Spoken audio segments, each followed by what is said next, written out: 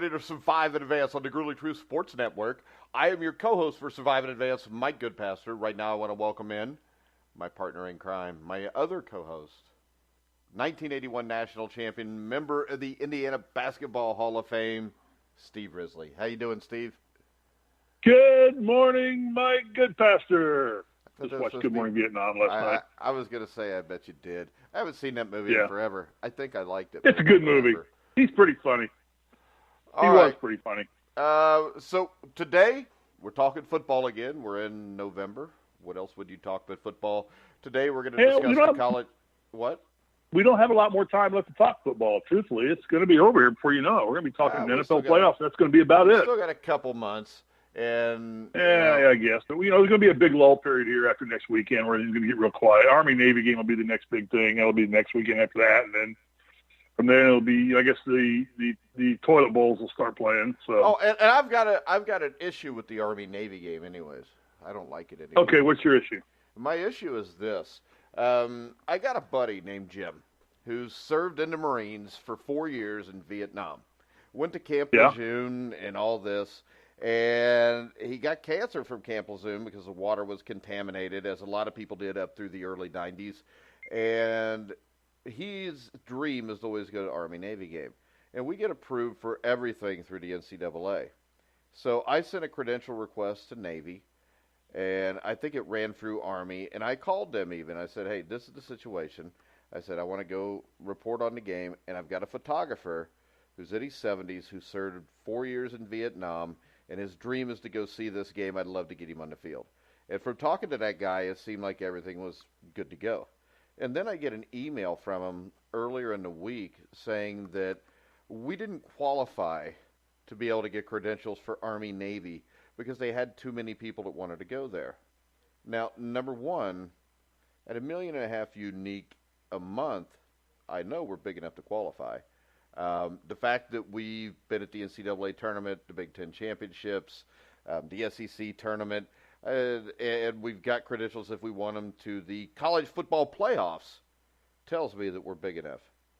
So my problem is this. We have a veteran of Vietnam whose dream is to go see this game. We could have put him on the field. It wouldn't take up but, 2 or 3 feet of space wide. And they tell me that they can't do that. And when I texted them back or emailed them back and asked what their criteria was that we were short on, they said you had to have 1 million unique a month. And on average for the year, we've been 1.2. And this month we're talking about was 1.8. But yet they still couldn't do anything. And their suggestion to him was to just go buy some tickets. Now, did you send them our data that we have? We're well over 1 million. Oh, yeah. And my question is this, though. When you get a request from that, we're a legitimate news source. We're everywhere. Like I said, we were through the NCAA tournament last year, and you've got a Vietnam veteran whose dream is to see this game. We could have stuck him on the field. They would have got a lot of publicity off of that right there. Am I crazy to think that these people are just generally assholes? Oh, hang on. My dogs are barking at lions. Your dogs are always barking. I know. Jesus. I just did some research here while you were talking, and I found out what the problem is. What? It's Homeland Security. They've listened to our show, and they've heard you rant and rave about everything. You're blocked. Well, you got to remember this, too. A lot of times they classify the former military, as a bigger risk. So... Yeah, I mean, I'm sure they took a look at you and listened to your stuff, about 5 of our shows, and said, Goodpaster, he's on the no-fly list, and he doesn't even know because he never flies anywhere. But, all right, well, I got that off my chest. The college football playoff rankings came out last night. Pat me on the back for that one. Alabama, it was awesome, Steve. Alabama, number 1, Clemson, number 2, Notre Dame, number 3, Georgia, 4, ends out Oklahoma. Do you have a problem with that or not, Steve? No, not right now. I don't. No, top 3 are a lock. I think the top 3 are locked in. You can't take. I say they're a lock. Notre Dame to me is the only lock, but they're locked at probably number 3. They're not going to climb any higher in the polls unless Clemson would lose, or Alabama would lose. And both lose, then all of a sudden they could be number 1. I don't think that it would not be smart to put Notre Dame at number one. They are not the number one football team in the country. I don't think, and that would show as much ignorance as only having 4 teams in the playoffs. I don't care. Alabama with 1 loss is better than Notre Dame undefeated, and we both agree on that, right? What was that? Alabama with 1 loss is better than Notre Dame. But I can tell you this: if you go by the criteria and who people have beaten, I mean, overall schedule. I know the strength of schedule thing is skewed towards the SEC. Because all those teams play, and let's face it, one of the reasons it's skewed that way, it's not that just they play each other, it's just they play nobody outside of conference. Everybody's record's 8-4, even the bad teams, and it just looks better than what it is. But, yeah, Alabama is better, but if Alabama loses to Georgia, I mean, you can see Georgia jump to number 1, especially if it's a dominant win. And when I compare Georgia and Oklahoma, Georgia had the 1 screw-up against LSU. Other than that, they've been pretty consistent all year. And the difference for me between Georgia and Oklahoma, both have high-powered offenses. Both have big-time quarterbacks. Georgia has a very good defense, though. Oklahoma's defense is not very good. They just outscore everybody. So if I had to rank them right now, I would put Georgia at 4 also. And I was happy to see, though, that Oklahoma is ahead of Ohio State at number 5 because I think you called that. You called that. Mr. Genius strikes again. Oh, I thought you were. I said Ohio State above them. I thought, but it's not the final pick yet. I mean, we'll see what happens when it comes down to put up or shut up time. But right now, but this is the thing. When you look at it, if Oklahoma wins, they'll stay ahead of Ohio State. Just because no doubt. Yeah, Oklahoma plays Texas, Ohio State plays Northwestern. And I think that those 2 teams could both lose and throw this into mass chaos. The other problem I have is this. When you look at this, how can Michigan still be at number 7 at UCF? Yeah. And it's not that they lost; it's the way they lost. They got manhandled. Yeah. They got beat up, and the case can be made that I know that they lost their quarterback at UCF, but it's debatable whether they've ever had one at Michigan for the last decade. Yeah. No, it's a slap in the face to UCF one more time to keep Michigan ahead of UCF. UCF should be number 7. They should be number 7, right tucked in behind Ohio State. And I don't know that UCF shouldn't have moved to number 6, truthfully. I can see why they're not, but I still say the 23-game winning streak in college football. Anybody other than Alabama done that recently? Well, I don't even know that Alabama's done that. So they have because they lost last year. Yeah, they had losses last year, so they didn't do it. Clemson didn't do it. Notre Dame hadn't done it. Georgia hadn't done it. I mean, I don't think there's anybody in the country in the last 5 years who's got a 23-game winning streak. Yeah, and I think it's just a continuous slap in the face of that program, and it's. But it ain't going to happen for them. I mean, like I said, there's 17 stupid things that have to happen for UCF to get in the top 4, and they're not going to happen. Well, I think for Oklahoma to get in the top 4, what needs to happen is Alabama just needs to beat Georgia.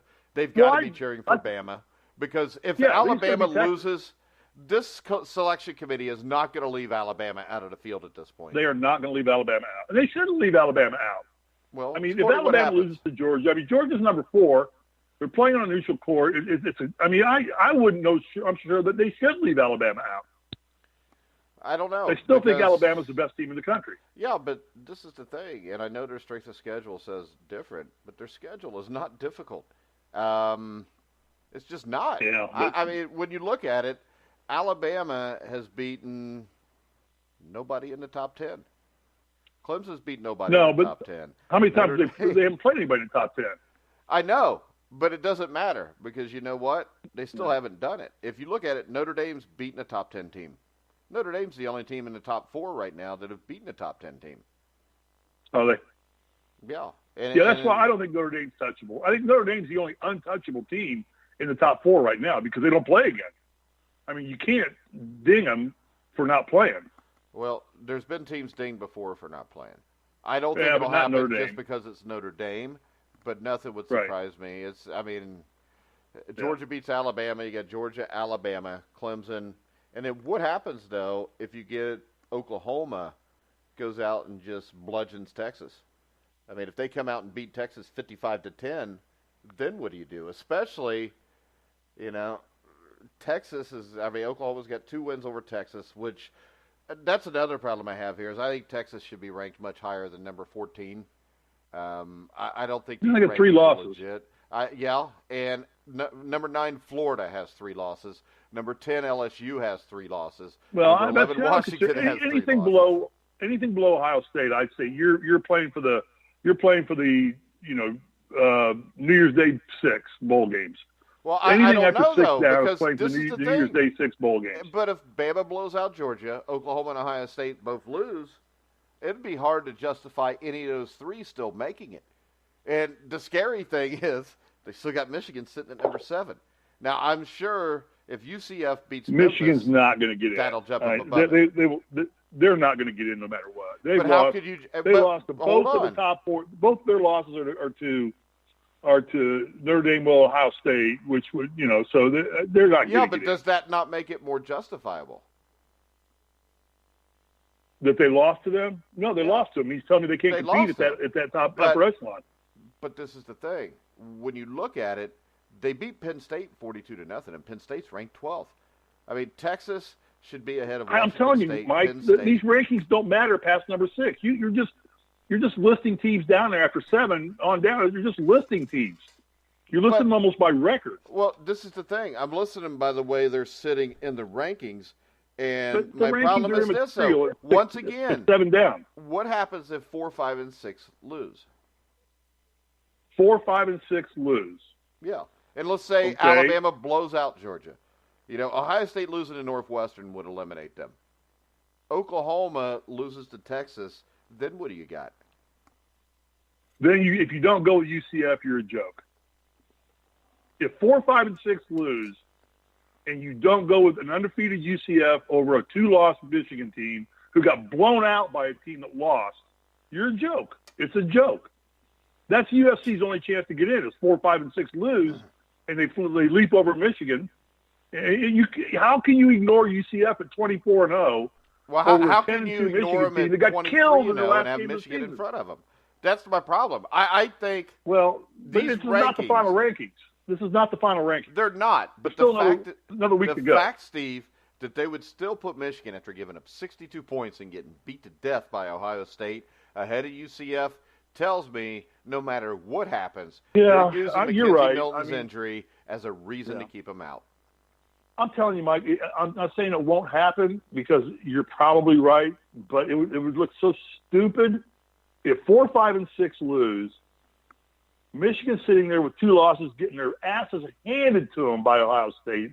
Oh, yeah. Okay, and they leave a 24-0 UCF team out for the second year, quarterback or no quarterback.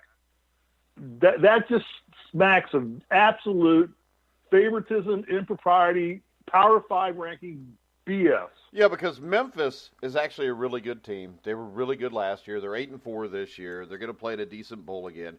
South Florida, same thing, good team. So if they beat them without their starting quarterback, then I start to wonder maybe this is a complete football team that belongs there anyways. UCF, what adversity have they failed at? They lost half their seniors last year. They lost their coach last year. They've lost their quarterback this year, and they're still undefeated. This is like a cockroach football team. They will not go away. I'd be scared to death if they were in the top 4 to have to play them. Well, the scary thing about I'd be more afraid of UCF than I would Notre Dame. Yeah, because they don't know how to lose. Right. They don't know how to lose. These kids are 2 years now. They have no concept of what losing is. They don't know how to do it. Well, and the other thing is everything. If McKenzie Milton heals, which we don't know if he will or not, he would be back again. It didn't sound like it. Yeah. He ain't coming back this year. Oh, no. They said knee damage and other internal issues, which they probably had to unwind all of his veins going down past it sounds a little like the Teddy Bridgewater injury. Where they said it was actually life-threatening, and it took him. He still hasn't really completely recovered, but it took him. No, he never really recovered. All right, so I think I feel bad for Georgia because I think Georgia's the odd man out here. I think they're going to get beat. Well, no, I don't feel bad for Georgia because Georgia gets the opportunity to play their way in. Yeah, they do. But to take on Alabama is going to be incredibly difficult. But I believe Georgia's one of the teams that's up to the challenge of doing it. Yeah. But it's nothing that I wouldn't go bet a bunch of money in Vegas on that happening. I mean, we all wish it would, just to see what happens. But I'd be more in favor, truthfully, of 4, 5, and 6 losing and see what they do with UCF. I think UCF in the championship, the CFP, would be a compelling story. It would be good for college football. I think they would hold their own. I don't think it would be a blowout. Unfortunately, we're going to have to take on Alabama. With the backup quarterback, I think it probably ends up being a blowout. So that's the sad thing.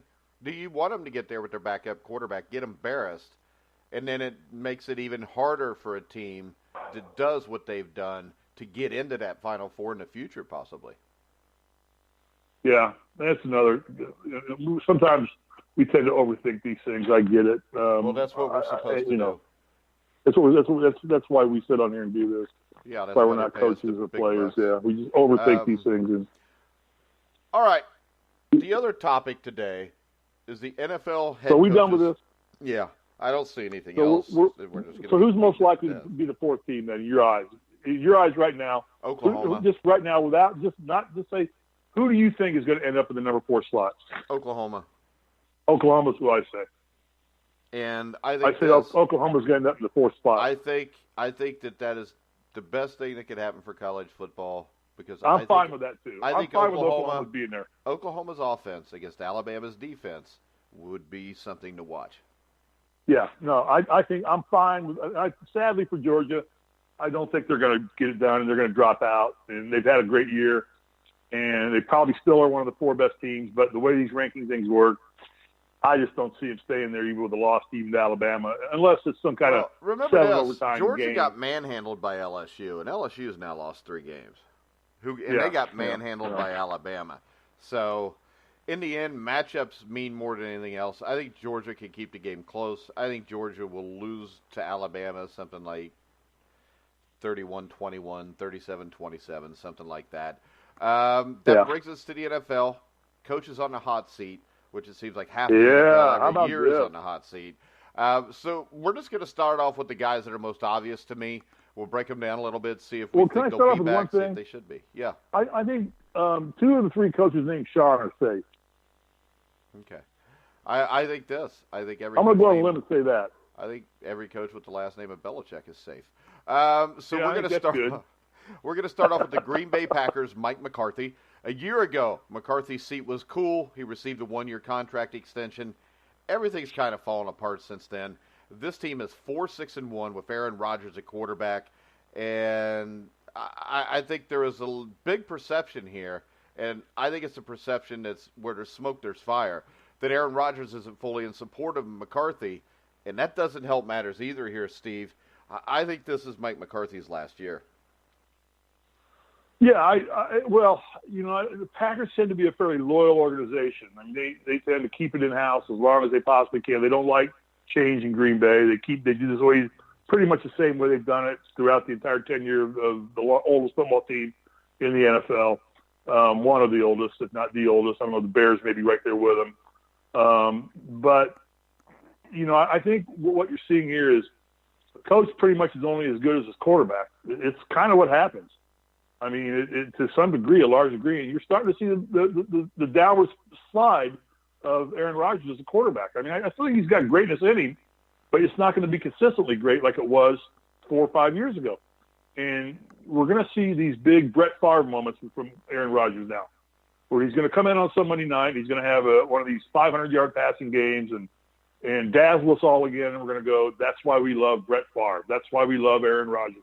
I think Aaron Rodgers has come to that point in his career, or he needs to get the hell out of Green Bay and go to a Super Bowl contending team, somebody like Jacksonville, somewhere that's got the support team around him that just doesn't have a quarterback, because Green Bay doesn't have the support team around him.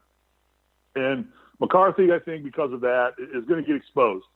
And I think that Aaron Rodgers has covered up Mike McCarthy for many years, and that's why Mike McCarthy still coaches the Packers. And that's why Mike McCarthy, I think, could end up being the new head coach of the Cleveland Browns if they don't retain Greg Williams. And the thing is this, The way the NFL is, Mike McCarthy's going to get a job somewhere else as a head coach. Sure, of course he will. Year. Yeah, he's coached the Packers. Yeah. Are you kidding me? He's coached Aaron Rodgers. Yeah, and he's failed miserably because they should have more than one ring with a guy like Aaron Rodgers. They should have more than one ring. I agree with you entirely. At the peak of their tenure of having talent they had around Rodgers and around their defense, one ring for that team is underachieving. No doubt about it. All right, next up, we get the New York Jets. I think McCarthy is definitely he's done. One of the prime coaches on the hot seat this year. Yeah, he's done, and then he's one of the guys that has a chance to get another job immediately, I think. Next up, sure, he'll be hired by next season. Yeah.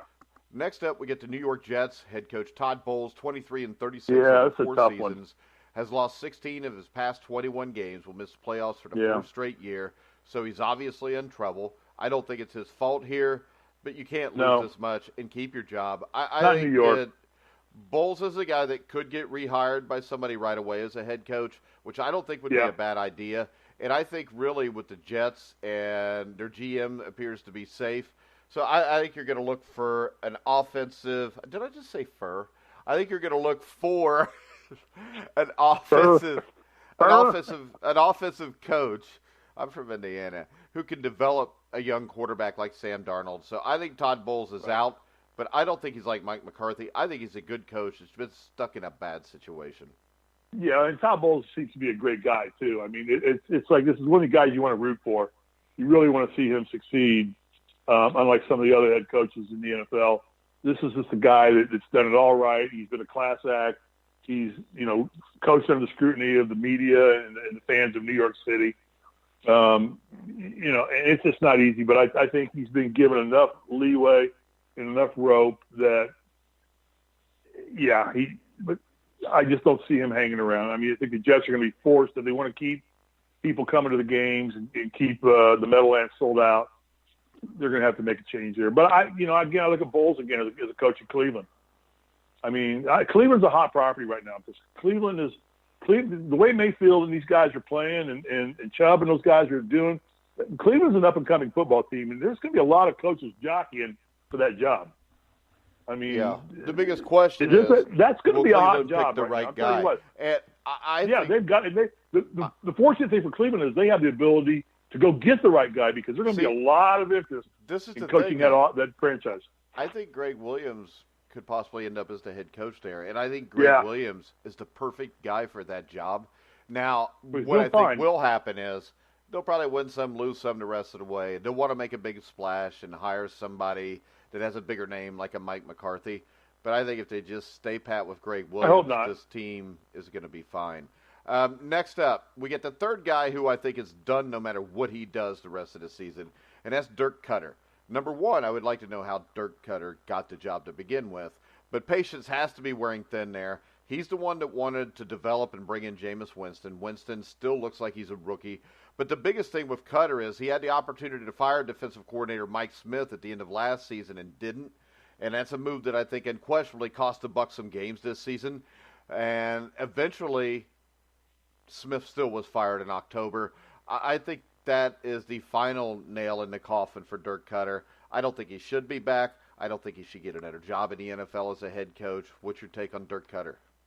Yeah, no, I agree. Yeah, that team's one of the biggest underachieving teams. When the promise that we thought they presented, I mean, we're talking about them being, a playoff contender, and they're floundering, and they floundered immensely. They got a quarterback controversy going on down there, which got to play, which I hate that right there. And the coaches aren't strong enough just to make a decision and go with it and stay with it. As soon as Winston has a bad game, what's his name will be back in. Bearded guy. The bearded guy. What's his name? I can't think of his name. You can't think of his name either. Patrick. Yes, I can. Ryan Fitzmagic. Yeah. Didn't know you were going to call him the bearded guy. All right. The bearded guy. Let's go talk about I think he's that's a spot that's going to open up. So that's a good fit for McCarthy as far as I'm concerned because those two deserve each other. All right, so let's go ahead and look at some guys who I think the seat's, getting a little hot on. And the number one guy here to me is Steve Wilks, and there's no denying. 1 year, though? You think after 1 year? Yeah. But this is my opinion. Steve Wilkes should not be an NFL head coach. That's simple. So he's 2-9. I know their team is a mess. The offense has had a turnaround under interim offensive coordinator Byron Leftwich. That could save Wilkes' job. But I'm telling you this right now. If you remember Byron Leftwich as a player, he's going to be twice the head coach in the NFL someday. And if I was the Arizona Cardinals, I may pull that trigger right now and make Byron Leftwich the head coach. And what's left his position with him right now? Right now is the interim offensive coordinator. But the offense has played much better under him.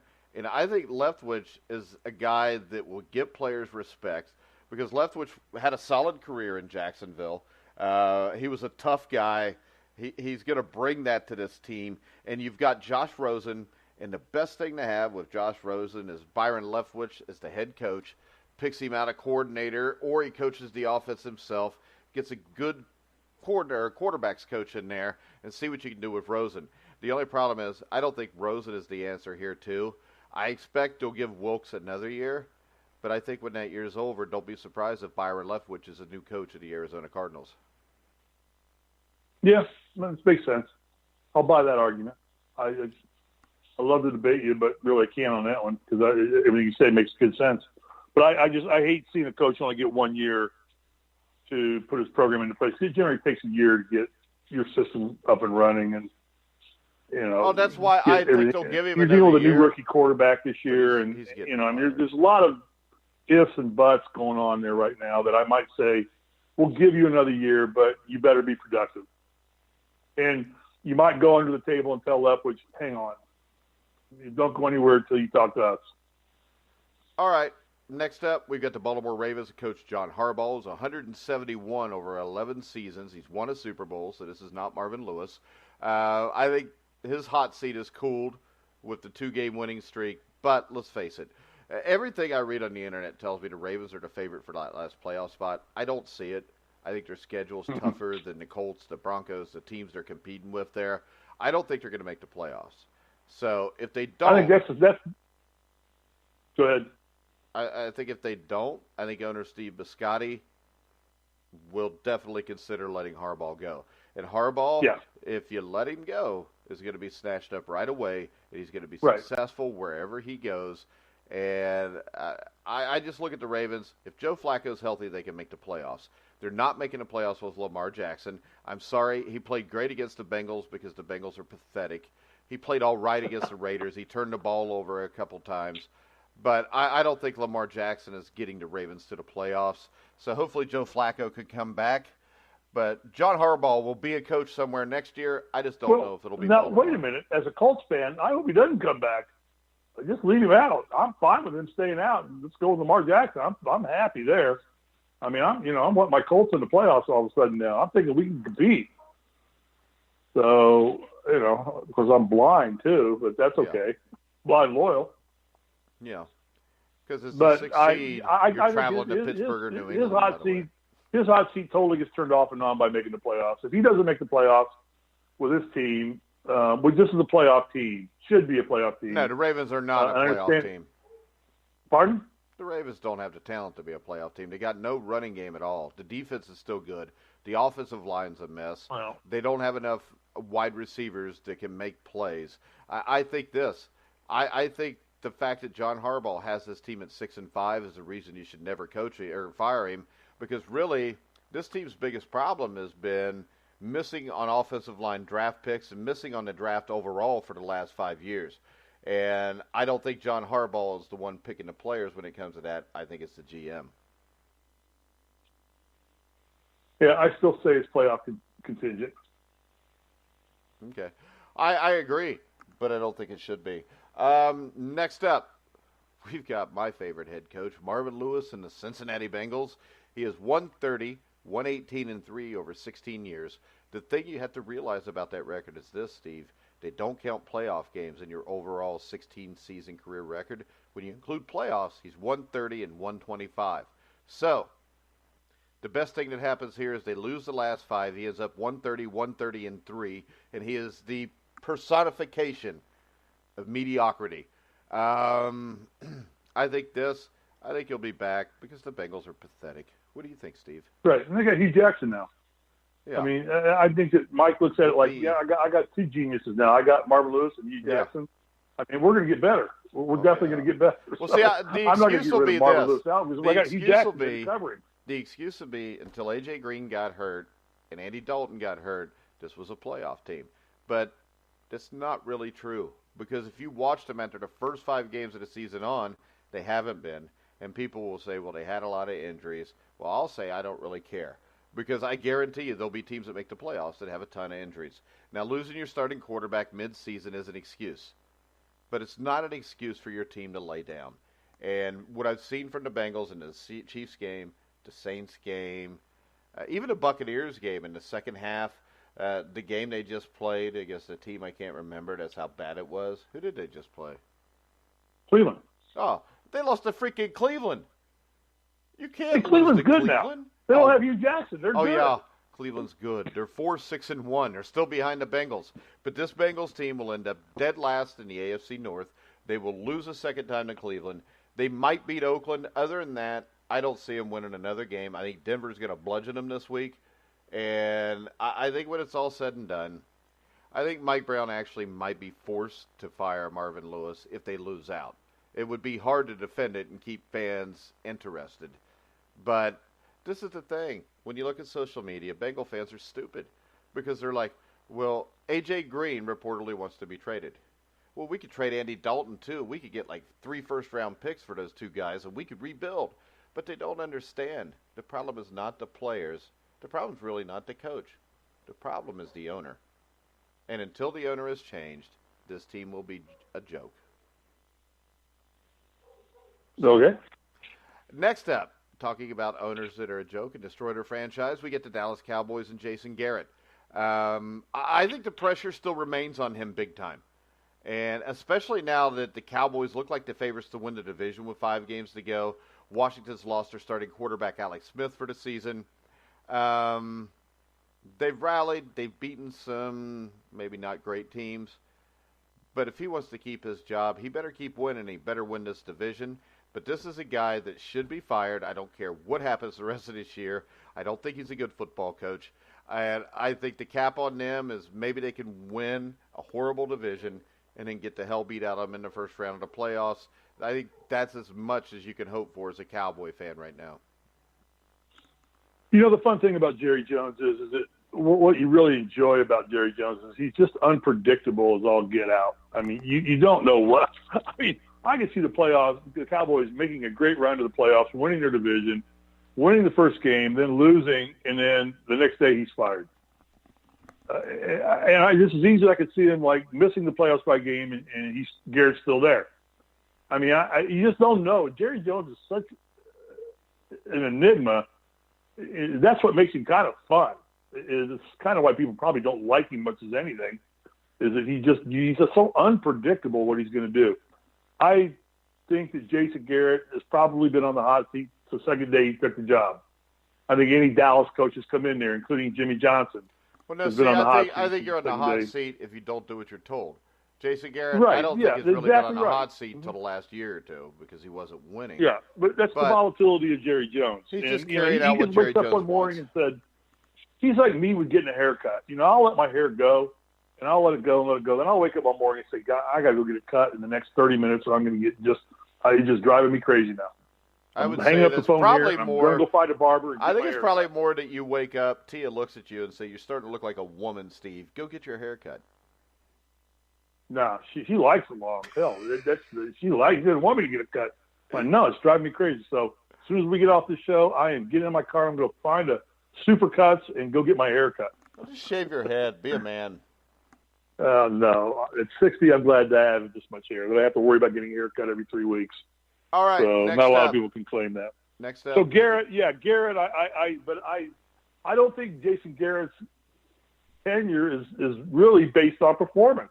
I think it's based on the whim of Jerry Jones. Yeah. And I don't think performance factors in 50% less. I think it factors in less than 50%. He can flub it up, and if Jones is in a good mood, he's going to stay with him. He can win out and lose in the second round of the playoffs, and Jones is having a bad day in the stock market, and it's like, boom, you're gone. I don't think this is the one team. Performance doesn't count as the most important thing as to why he's going to be kept or retained or let go. You don't know. Well, right? Am I right or wrong? That's Cincinnati and Dallas both.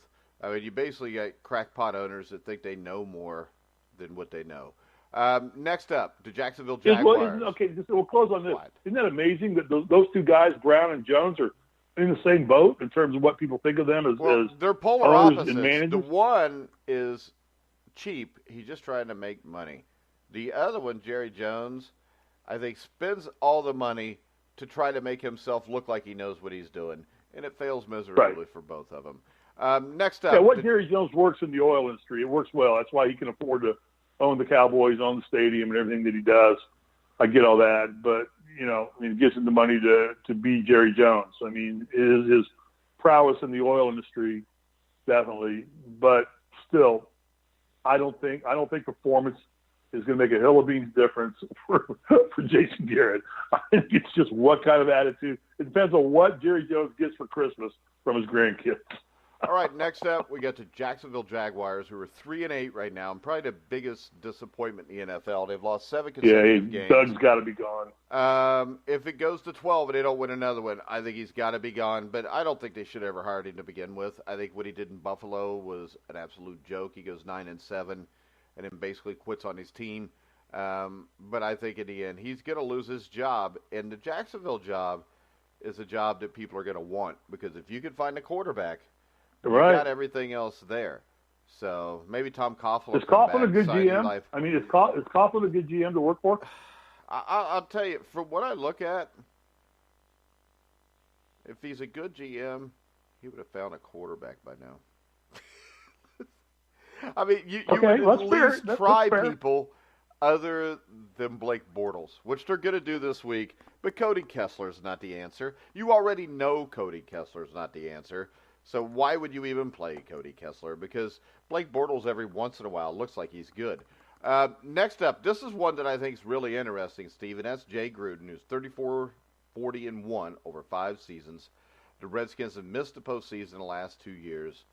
So a third straight miss with a franchise that suddenly has a hard time selling tickets, I think that's hard to sell if you're ownership in Washington. But the problem is, the injuries for him. He loses his starting quarterback, Alex Smith. They're still 6-5 with a shot to make the playoffs. But I think the only way Jay Gruden keeps his job is if they make the playoffs. Yeah, I would have to agree with you there. I mean, But then Jay just goes to Oakland and coaches the offensive coordinator for his brother. Yeah, hangs out for a couple of years, gets fired, and comes back home. And then so. Yeah, I think that his is playoff dependent too. He's in the same boat that a couple other guys are in, like Harbaugh. It's playoff dependent for him. I mean, he's done it more than a yeoman's job in Washington, but they can't jump that next level. But losing your quarterback, and you got a guy like Alex Smith, your quarterback, he's done. But they were already floundering before that. I mean, hell, they lost to the Colts in the second game of the season when the Colts were bad in Washington. That was not the same Colts team that the Colts are right today, this week. So I think they've given him enough of a shot. He's not produced what the city of Washington would expect from a football team, and an owner who expects to win, and a franchise. He's a very winning franchise. I would say if he doesn't make the playoffs, he's definitely gone. If he makes playoffs, he's got a chance, but I'd still say there's a better 50% either way that he doesn't return as their coach next year. All right, next up was a coach that I think was on the hot seat entering this year. He only had 1 year last year. That's Vance Joseph with Denver. I think that seat's cool. They've won back-to-back games. I think he's pulling out of that one, yeah. Well, the thing is this. He's kind of got his hands tied there because they don't let him make player personnel decisions. So I think their drafts, 2017, was not great. The offensive line issues haven't really been solved yet. Still not great up front. But I don't think that falls on Joseph. And the thing that really, I think, falls in Joseph's favor, 2 things. Number one, the schedule is really easy the rest of the year. So I think 9-7 is easily makeable with a shot at the playoffs. And then on top of that is how hard the Broncos always play for him. When we talk about Marvin Lewis, Jason Garrett, guys like that, Mike McCarthy, it doesn't always look like the team's playing that hard for him. And I think with Joseph, and see, Joseph is the guy I wish would have got the Bengals job 2 years ago instead of this one. He used to be an assistant at Cincinnati. He was a well-respected young coach. And come to find out, he can be controlled a little bit, but he coaches. And I think in the end, as long as this team doesn't fall apart at the end of the season and they end up between 8-8 and 10-6, I think he should be retained. But I think the only way they may retain him is if he has a winning record. Yeah, I put Denver right now in that lump with Seattle, Denver, and Indianapolis, just three teams that are just kind of accelerating right now. They're middle-of-the-road teams, there's no doubt. They're not. None of the three of those teams are Super Bowl contending teams, but all of their coaches, are getting the team playing better football at the right time of the season. All three are making playoff runs right now, and all three have a legitimate shot at getting in the playoffs right now. So I think he's off the hot seat this year. I think he's pulled himself off that already by the way he's played. Denver's playing good football. They're a team that probably nobody wants to play right now, much like the Colts or even Seattle. I think nobody wants to play either one of those three teams because in the beginning of the year you check those three teams off as an easy win, and all of a sudden they're not anymore. All right. And none of those teams are an easy win. Next up, I think he's safe. I wouldn't put him on the hot seat. Next up, we get the Miami Dolphins with Adam Gase. I think Gase is going to get another year. No, I don't think they're going to get rid of him. I think the problem in Miami is ownership, too. I think Stephen Ross appears sympathetic to the injuries Gase has dealt with this year and even last year with Ryan Tannehill. But I just don't see this team play hard all the time. I don't think Adam Gase is the right guy. I think he's going to keep his job, but I don't think he should. Well, hell, they had the Colts down by double digits in the fourth quarter last week and lost it. Yeah. And didn't lose it in overtime. Yeah. I mean, it didn't even go to overtime. I mean, they lost it. I mean, they peel off 20 seconds clock with a minute 30 to go by throwing three passes or two passes and stopping the clock for the Colts. Colts don't waste their timeouts.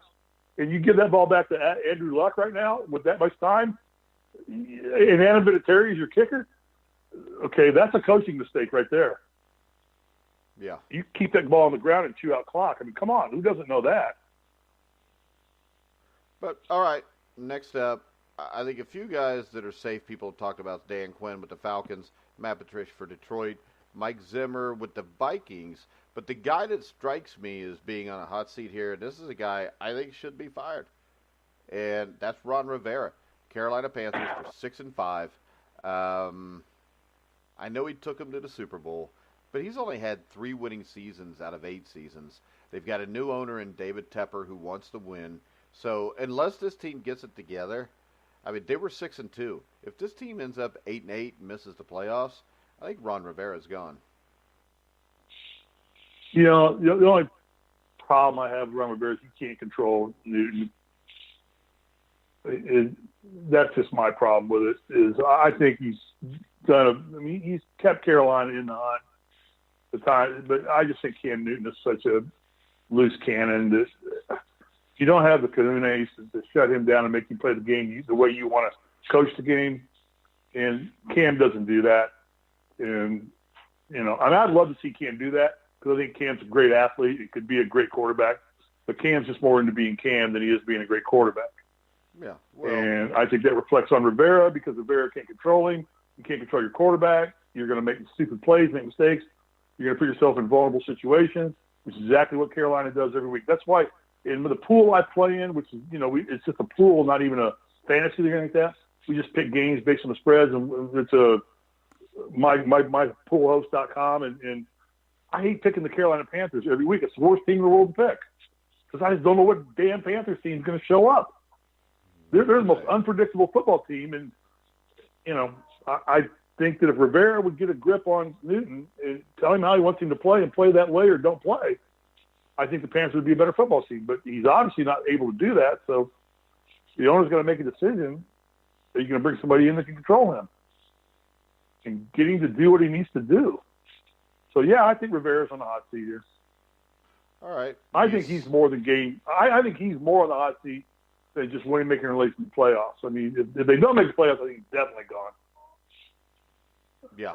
If they make the playoffs, I still think especially after starting out 6-2. You start out 6-2. You assume you're going to be in the playoffs.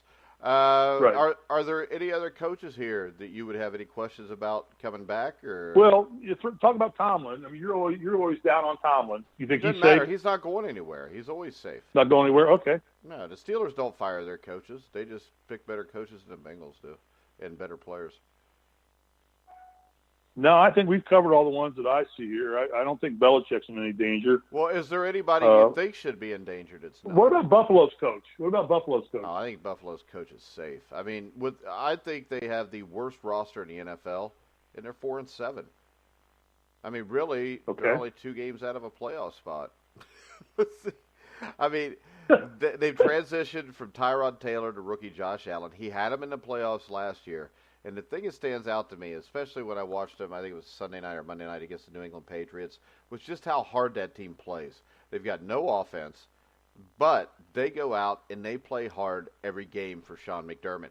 And I think that would be hard to fire right now, especially when you don't give him the weapons to be better than 4-7. You've actually given him the weapons of an 0-11 team, and he's turned it into 4-7. I think he's done a great job. And if I had to list top 10 coaches of the year, he would be in that list. That's how good a job I think he's done. Okay.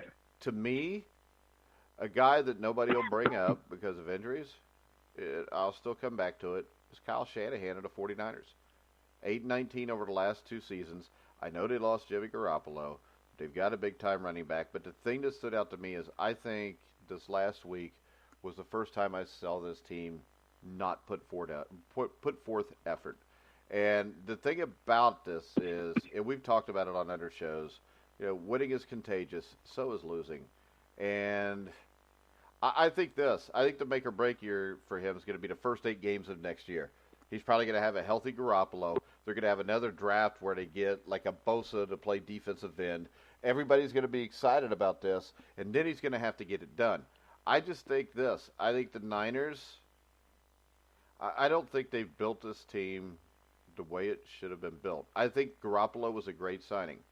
But overall, they've had some draft picks that I think were questionable. Matt Breida was a great pick.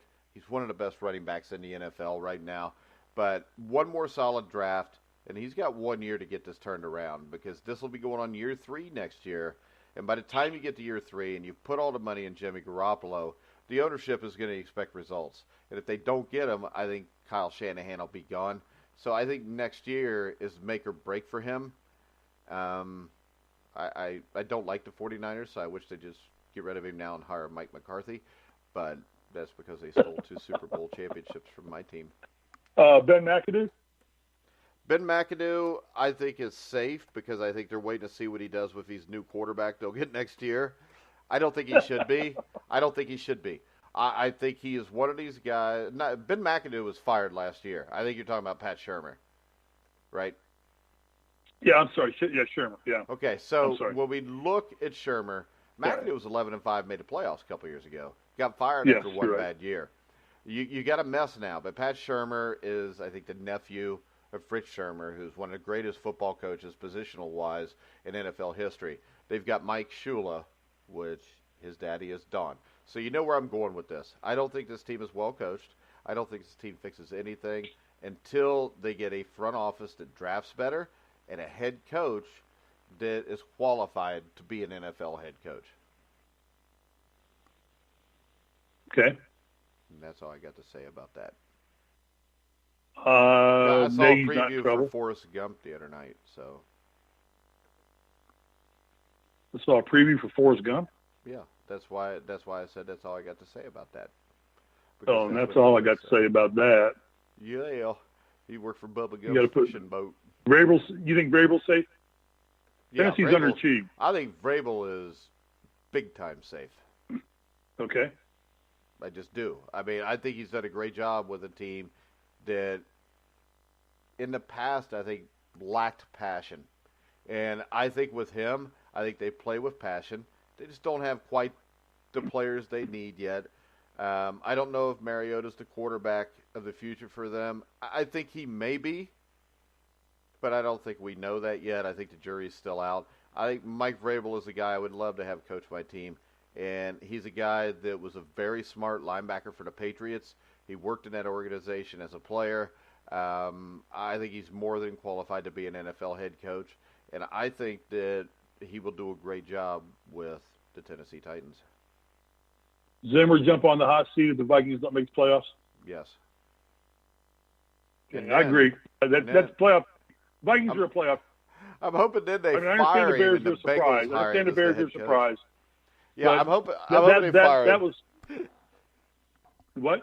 I'm hoping they fire Zimmer and then Mike Brown will go get him and bring him back here as the head coach. Because either way, he's a good head coach. But this is the NFL, which is Jerry Glanville and that old NFL video used to say stands for not for long. And well, I mean, the Vikings, that was the NFC North was their division. I mean, they were supposed to walk away with that this year. Now, we didn't see the Bears coming like they came. Wait a second. We didn't? I thought I did. Well, you did. You did. Okay, yeah. Mr. Genius. Mr. Genius saw it. You called it. I give you that. You called it. In week but 2, the rest of us, when I brought that up, you told me I was crazy, by the way. Yeah, I know. Okay. Mike, I told you, I'm here for also color. Picked I'm Michigan. just here for color. I'm not the Villanova. genius here. I picked Villanova. You picked Michigan. I know. I picked Golden State in a sweep. You picked Cleveland. Mike, how boring do you think we'd be if I just agreed with everything that you said? No, because this is the thing. There are so many things that we do agree with. It's just the things you pick to disagree with. You're completely wrong, and I'm completely right. I just wanted to sure. point that out. Wait a second. I wasn't done yet. I wasn't done yet. When we brought up people that listen to us. When we brought up Duke Gonzaga last week, you wrote it off almost immediately as a Duke win, and I said, no, Gonzaga will win. And then what happened? Gonzaga won by 1 point. Yeah. They could have gone either way. You said if Duke the guy would makes win. the layup, Wait a second. You wrote Duke the game by off. 1 point. There was no whatever. layup to we're make. Not talking what NCAA basketball now. We've got enough of that crap Right now, night. what we're talking about is who is right more often than not and who is wrong more often than not. You are. All right. I give you that. It doesn't matter if you admit it. I just like to talk about it. Okay, well, that's good. Feed your ego. I feed mine in the opening introductions when we talk about national championships and Hall of Fame. Then I'm over it. All right, guys. We're going to go ahead and wrap this show up on Friday. Make sure you catch the Friday Football Frenzy. Frenzy. And that'll have we're gonna Anthony have Anthony back Servino. on, aren't we? Will be on the show to recap his Cowboys. We're going to rip him by the New Orleans Saints. Rear end. And then because his Cowboys are going to get hoodatsed. And then Anthony will pick all the NFL games with me, him, and Steve. We're going to have a little competition. We're going to see who wins it this year. I suck at picking games normally, though. I only pick when I know I'm right. Well, that's good then. So I won my pool last week. I won my pool last week. Yeah. Well, see, we can't even have a pool here in Indiana because it's too cold. Oh, my pool's right outside my window right now, heated and nice. The dogs are going to go play in here in about 30 minutes. It's heated? Heck yeah, it's heated right after I get a haircut. Why do you need it heated if it's always so warm? Well, yeah, we're kind of in the valley out here. I could have a heated pool in my backyard behind my trailer if I wanted to, but I just don't. I mean, once we had a concrete pond, but that's when I was growing up and we lived in a shack. It's a cement pond. Come on, Jethro. No, it's a concrete pond. They had a cement pond. Yeah, it's a cement pond. They had a fancy go-to-eating table, too. There's a with little pockets in there where you can put your trash. Ellie Mae was still fine, though. Ellie Mae was very fine. Yes, she was. But I was like 8 at Dash the time. Riprock. Dash Riprock was always trying to get her. Well, I think her brother Jethro was trying to get her, too. But there was always kind of an underlying tension between them. No, they were from Tennessee, not Kentucky. There was no problem there. That's why they didn't pull the trigger on it. Jethro just thought about it. All right, guys, before this degenerates more the way it normally does when me and Steve are together for an hour, we're going to go ahead and wrap it up. I want to remind you all that tonight on Inside Boxing Weekly, we have the Deontay Wilder-Tyson Fury fight preview with myself, John Einreinhofer, who is Deontay Wilder's biggest fan, and we all know how I feel about Deontay Wilder. We will have also Jeremiah Pricer on, and from the best-selling novel or book, Intimate Warfare, we'll have John Responti on. So make sure you check us out tonight. I guarantee you, if you listen to this show, there will be fireworks. All right, guys. Mike, you know what I'll be doing tonight? Just want to know what I'll be doing tonight? No, not really. I didn't really care. All right, guys. Remember, you can hear. I'm going to be watching. I'm going to be watching Survivor. They're picking the jury now. You know what? Like the tribes have merged. Oh my tribes God! have merged. You still watch Survivor? Now, and nobody watches Survivor. Nobody cares. Everybody watches Survivor. I haven't seen Survivor since the first year when the gay guy won. I've tried to watch it other years, and I usually get 6 or 7 episodes in, and it's just so mundane and boring. I need some more actual stimulation for my brain than what you do, I think. I'm trying to get my son to try out for it. He met the casting director for that show. He was at some bar somewhere and met the casting director for The Bachelor and for Survivor. Steve, your son lives with you. You got a heated pool in the backyard. Why the hell does he want to go live on an island for 30 days? He gets paid. It doesn't matter. You got to win to get paid, don't you? No, they get paid. They all get paid. They don't get paid that much. How much do they get paid? Oh, I mean, more than they'd be making if they didn't go. Well, how do you know that? I mean, I've seen. And you know what happens there when you get knocked off? You know what they do with you when you get knocked off? If you're the first person knocked off, they put you up across the forest from what they show you where their camps are. There's a plush 5-star resort hotel. Yeah. And they put you up in that hotel don't you? They don't let you leave. So you spend like a 5-week paid vacation at that hotel. You ever watch the jury come back in on Survivor? They're all tan. They've plumped weight back on. They're eating shrimp and cocktails. So why are we trying to get your son on this? This sounds like the perfect show for me. Because with my wonderful personality and my ability to get along with people, I would be off right away. I'd get 5 weeks at a plush, luxurious hotel. We could still do our show. And Mike, you know why they won't put you on? You know why they won't? Because you're on the no-fly list. Armed forces. You can't get there. They won't let you on an airplane. They're not going to row your ass to some Fiji island somewhere. Yeah, but, I mean, would they put a trailer by the creek at least for me? No, they'll give you a double wide. They'll give you a double. Actually, they have star wagons. The thing on the road out here, you run into star wagons all the time, which is all these trailers that are built for stars when they're making movies. Yeah. Every time you turn around, you get around those star wagons. These star wagons are all over the place out here. It's nuts. Kills the traffic. Yeah. Took my wife this morning. Took my wife this morning to go to a meeting in Beverly Hills at 8:00. She left here at 6:00. So Beverly Hills is about 25 miles from my house. 6:00, she left the house. She got there 5 after 8. 20 miles. Yeah. And no wrecks. You know what I wonder, or you know what makes me sick? People that move to a place brag about how warm and how great it is all the time, and then they bitch because they have to sit an extra hour and a half in traffic in 70-degree weather at 8:00 in the morning while I'm freezing my ass off in the snow and the rain at my trailer park with my 16 dogs, my 5 cats, and 3 wives. Yeah, we got to keep the air conditioning on because our dogs get too hot. So, they're Australian Shepherds. They're Australian Shepherds, and they get hot. Rough being a dog. I know. The rest would be one of my dogs. And then you make it worse by heating the pool. Well, yeah, that's for me. That's not for the dogs. Dogs prefer it cold. Hey, we got to get off the air. People are done listening to us. Yeah, but you know what? Who cares? We could just ramble on. It doesn't matter. We're ramble. They can hang up whenever they want to, right? Yeah. Hey, nobody put a gun to their head and told them stay here and listen to this crap. Hey, wait a second. We have a message from Lucas Weiss who says, "This is a great show. Mike can't believe you never told me you lived in a trailer. I would have roasted you so hard. Ha ha." Well, Lucas, the joke's on you. I don't live in a trailer, but it makes for good radio. So, how's Lucas doing? I miss that old boy. I don't know. We can't even get him on as a guest. You know what? I think he's under some kind of written contract now. He can't even be on our show anymore. I'm asking him to come on and be with us. I'm too busy. I'm up here going to save the PGA Tour. He's now officially going to every PGA Tour event. Bless his heart. There's people that are paying him. We weren't paying him anything. We were just making fun of him all the time. At the trailer poor park, guy. At the trailer park, you know what we call the PGA? What? The Professional Gay Association.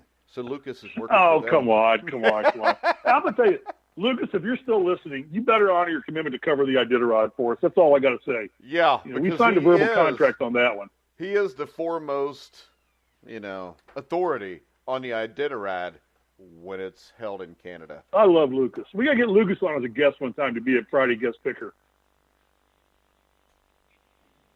I miss Lucas. I don't know. I think since, Lucas Weeks, give him a plug. Who's he working for now? I don't know. What's the name of his place? If he types it to me right now, I'll tell everybody. Lucas, type us who you're working for right now. I think it was Sportsnet in Canada or something. Sportsnet in Canada. Yeah, don't listen to this guy. Follow him on Twitter. Follow him on Instagram. I follow him on Facebook. The guy's a great writer. He's working on some really good humanitarian projects now. Steve follows him. Steve follows him on Facebook because this is the secret. If Steve Risley is your friend on Facebook, he will then stalk you. I only got about 100 friends on Facebook. I know. Because you stalk them.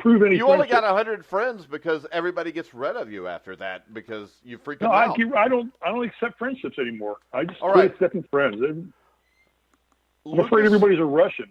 Lucas Weiss works for Rogers Sportsnet in Canada. So go check out Lucas. You can find him on Twitter too if you just punch in Lucas Weiss. Lucas used to be with us, and then he thought he was too important and too big to be with us anymore. No, we made him good, and he got a paying job. Bless his heart. That's what's good. I'm pushing up, Lucas. Hey, here we go. Lucas, here we go. Wait a second. He's obviously listened to more than just today because he says, also, Ohio State has bigger ratings than Notre Dame, which tells you that Lucas has gotten much smarter since he met me and you, because he used to agree with you all the time. Now he agrees with me. So now Lucas is a much more intelligent person. Everybody, if you're still listening, go follow Lucas Weiss. Go find this guy. He's a young, up-and-coming sports writer. He's really knowledgeable. He's really involved in what he does. He does a great job. He's going to be covering the PGA Tour for his organization, and I did some PGA Tour shows with him. Hey, and Lucas just sent another message. He said, this is not the only time I agree with Goodpaster. Every time I listen to this show, he agrees with Goodpaster, not Risley. Well, screw Lucas Weiss. He said that he used to be enamored by your 1981 national championship ring that you would send a picture to him of every day, but now he's not. Yeah. And you can find Lucas on Twitter at Weiss Sports. So make sure you check Lucas out. I take back everything I said about him. I thought he and I had a brotherhood, but I guess we don't. Oh, well, you probably do because I probably lied about what he typed or changed it a little bit. But that's all right. That's the way it is. I'm the host. I have control of the board in the studio, so there's really nothing you can do about that, Steve. Go find Lucas Weiss and follow him. I want to thank Lucas for listening. He's a grueling truth graduate. Lucas said, Steve, you're a real ass. Did he just figure that? Wait a minute. No, wait a second. I got a question. I have trouble with spelling. GEM is how you spell ass, right? GEM? Yeah. Ass. GEM. I'm not making a connection here. It was a joke. He put, Steve, you're a real gem. I was trying to make a joke, but since most of my sarcasm and humor flies right over your head, not many things do, though, since you're 9 feet tall, but I had to explain it to you. Hey, did you see the picture of that 6'5" cow in New Zealand? No. If you were 18, Google this. You'd have dated Google this. There's this cow. Yeah, it's like me walking through the airport at LAX. It's like a bunch of Oriental or Asian people and me. What am I looking up? It's like normal cows. I'm looking up all these normal cows going in the field, and the owner said the cow's too big to slaughter because they can't deal with him because he's too big, so he's just going to live out his life. This cow's 6'4" tall. All right, I'm looking right now. You see him? The world's tallest cow. If you guys go on YouTube and just punch in the world's tallest cow. It's amazing. Seriously, you got to look at this thing. Hold on. I'm playing the video right now. Yeah, that's me in the mall. Lucas said he can't believe we're still live, and I'm looking at cows. Lucas, nobody's listening. Lucas, nobody's listening. I live in Indiana. I've seen a lot of cows. Yeah, I am too. Yeah. And I don't mean of the, well, I don't know. Yeah. Let that go right there before you get in trouble. All right. Well, the world's All largest right, cow Lucas, on thanks YouTube. for listening to us, buddy. You check are that out. one listener today, so we appreciate that. But do go follow Lucas. Go find Lucas at Lucas Sports or Wii Sports, whatever. I don't know what it is.